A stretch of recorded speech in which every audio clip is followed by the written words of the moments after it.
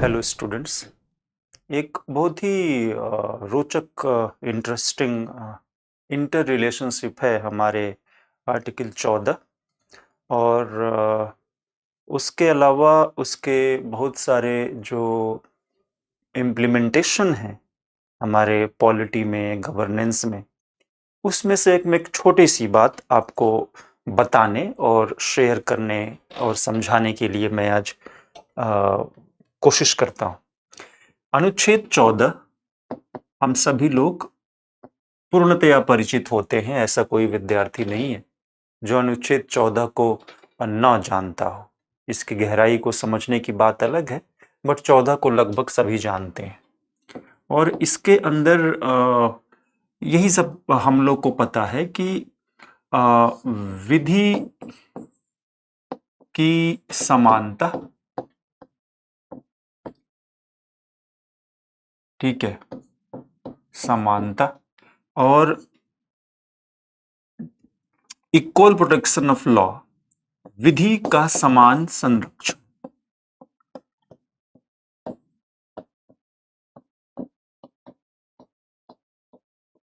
ये दो शब्द हैं, ये दो डायमेंशन हैं जो आर्टिकल 14 के अंदर आते हैं।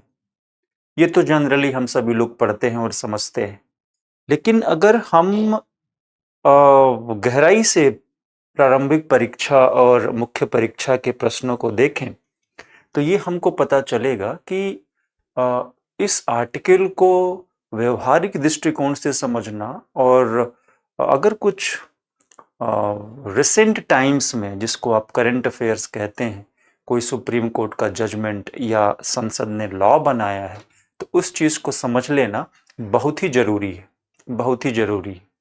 तो विधि का समान संरक्षण से बहुत तरह की असमानता को वैध ठहराया जा सकता है।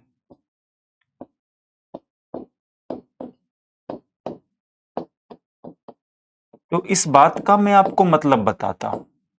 देखिए, मैं क्या बोल रहा हूं कि असमानता जो कि इसका उल्लंघन है, मतलब ये दोनों आपस में कभी दोस्त नहीं हो सकते, लेकिन इस बात को समझना है एक मैच्योर व्यक्ति की तरह कि दो एक दूसरे से विपरीत दिखती हुई चीजें भी गहराई में जाने पर एक दूसरे की पूरक प्रतीत होती हैं।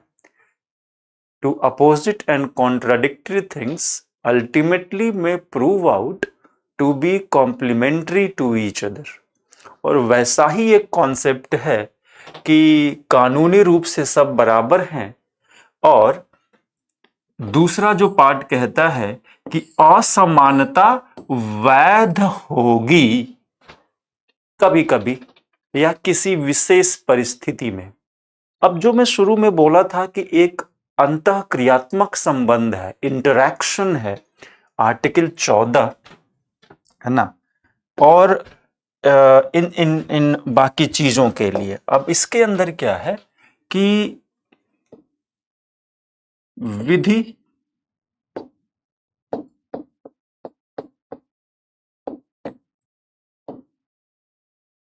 का समान संरक्षण, इसको मैंने जोड़ा है असमानता से।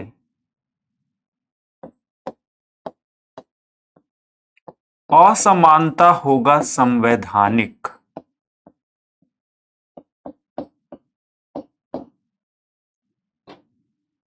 ठीक है। इनइक्वालिटी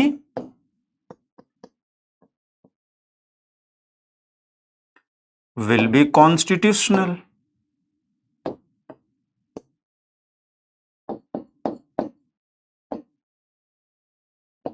अब देखिए, ये संभव इसलिए है कि असमानता निर्भर करता है परिस्थितियों पर।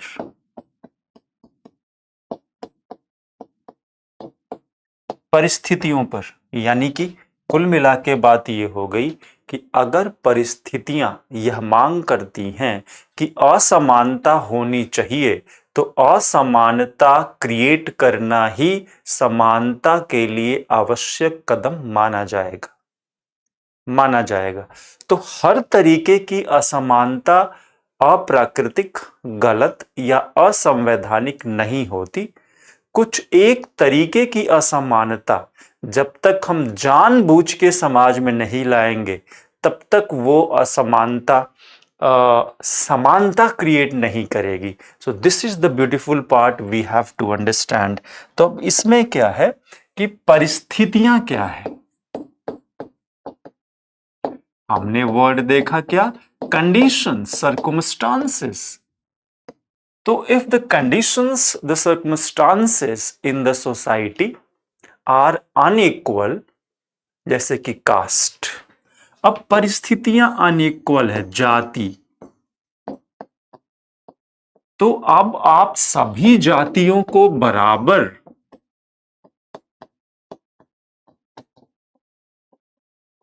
अगर सभी जातियों को बराबर ट्रीट करेंगे जो कि नेचुरली गैर बराबर है, असमान है,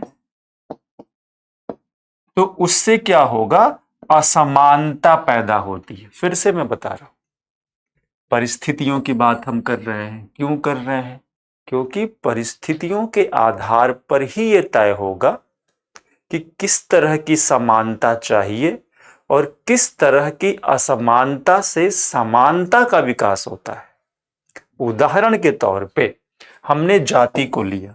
चूंकि जाति एक ऐसी चीज है जो जन्म के हिसाब से ही दो व्यक्तियों को ऊपर और नीचे की कैटेगरी में बांट देता है, अतः अगर सभी जातियों को बराबर ही व्यवहार किया जाए कानूनन, तो चूंकि वो ऊपर नीचे हैं और सब बराबर दिया जाए, लिया जाए, तो ये ऊपर नीचे का जो स्टेटस है हमेशा बना ही रहेगा। इसीलिए क्या करना पड़ेगा कि चूंकि जातियां ओरिजिनली ऐसी परिस्थितियां हैं जो कि अनइक्वल है, तो उसके बीच में इक्वालिटी लाने के लिए आपको उन्हें अनइक्वली ट्रीट करना पड़ेगा, उनके साथ असमान व्यवहार करना पड़ेगा। अब देखिए, असमान व्यवहार करना तो किसके साथ करेंगे, किसके साथ नहीं करेंगे, इसके लिए एक वर्ड आता है रीजनेबल क्लासिफिकेशन। रीजनेबल क्लासिफिकेशन, अब रीजनेबल क्लासिफिकेशन को बोलते हैं युक्ति युक्त निर्बंधन। हिंदी हो गई इसकी।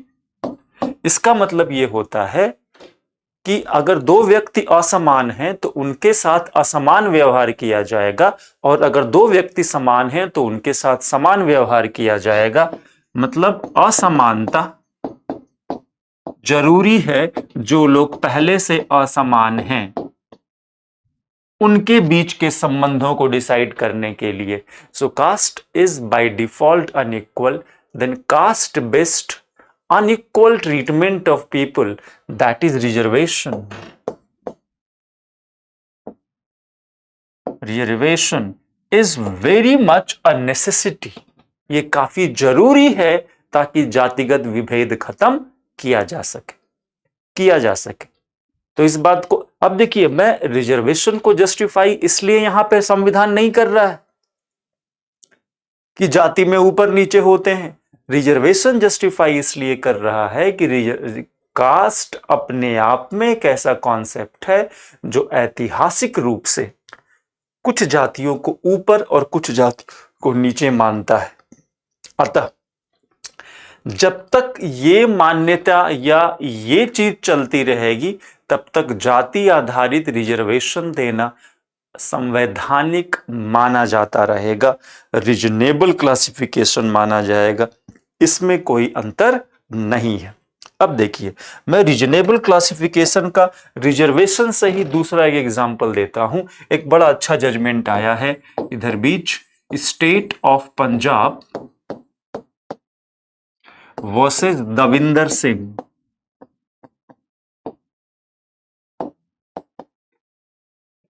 State of Punjab versus Davinder Singh. इस जजमेंट में सुप्रीम कोर्ट ने क्या कहा है? पहली बार कहा है, पहली बार। और पहली बार कोई इतनी बड़ी चीज बोली है तो अब यहां से अब उसके नई परंपरा की शुरुआत होगी। और पहली बार सुप्रीम कोर्ट ने यह बोला है दविंदर सिंह केस में कि SC/ST रिजर्वेशन देते समय रीजनेबल क्लासिफिकेशन अगर पॉसिबल है, अगर आपके पास प्रूफ है कि ये क्लासिफिकेशन रिजर्वेशन है, तो इसमें उपवर्ग क्रिएट किए जा सकते हैं, सब कैटेगरी क्रिएट किए जा सकती है, सब category. So now the case is Davinder Singh case is very simple. SC/ST reservation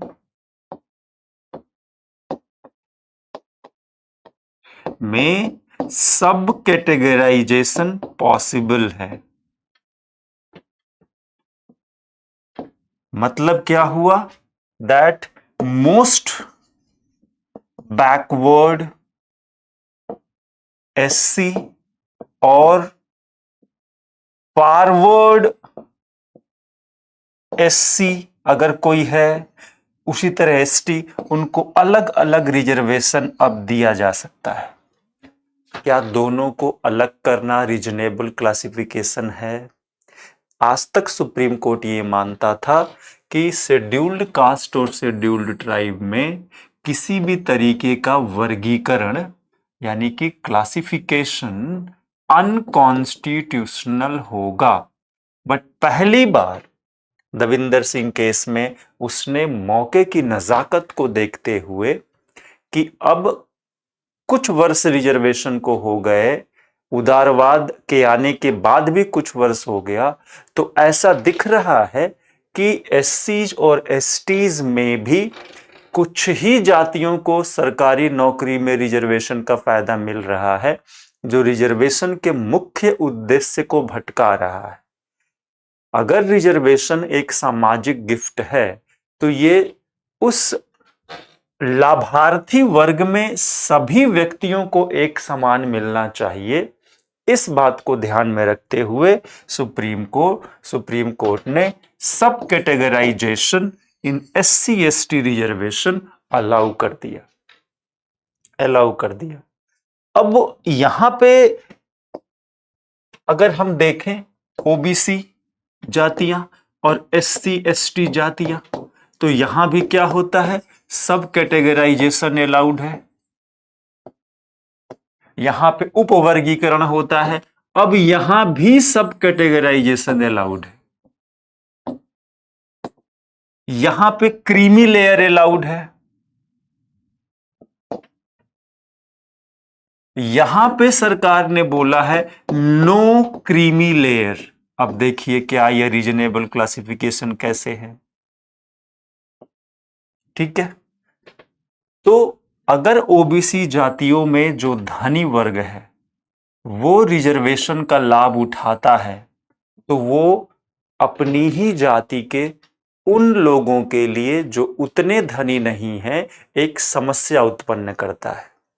तो इसलिए OBC उस तरीके से सोशली बायकॉटेड कास्ट कभी नहीं रहा है। तो धन के आधार पर उच्च आय वाले OBC वर्गों को, लोगों को क्रीमी लेयर में रखकर OBC का लाभ लेने से हटाया गया है ना। पूजा खेड़कर वाला डिस्प्यूट आपने सबने देखा होगा कि किस तरीके से ये सारी चीजें हुई हैं। उसमें तो कई तरीके के फ्रॉड सामने आ रहे हैं। बट ये भी है, क्रीमी लेयर के लोगों को रिजर्वेशन नहीं लेना है क्योंकि वो रीजनेबल क्लासिफिकेशन के बियॉन्ड है। ये हमको देखना है, ठीक है, वो बियॉन्ड है। अब यहां पे SC/ST में क्रीमी लेयर सरकार ने मना कर दिया है, सब कैटेगराइजेशन करेगी, लेकिन क्रीमी लेयर इसलिए नहीं रखना है क्योंकि SC/ST की बैकवर्डनेस OBC की बैकवर्डनेस की तुलना में बहुत ज्यादा है। और हमें अभी SC/ST के अंदर जो मेरिटोरियस लोग हैं, कैंडिडेट है, परिवार है, उसको रिजर्वेशन लगातार देते रहने की जरूरत है, ताकि उस वर्ग में एक अभिजात्य वर्ग पैदा हो। जब रिजर्वेशन लगातार मिलता है तो उस जाति में एक अभिजात्य पावरफुल जाति वर्ग क्लास खड़ा हो जाता है, जो बाद में उस जाति के लोगों के अधिकारों के लिए लड़ाई करता है। तो ये है हमारा रीजनेबल क्लासिफिकेशन, और आरक्षण के बीच का एग्जाम्पल लेके मैंने समझाया आपको। Thank you.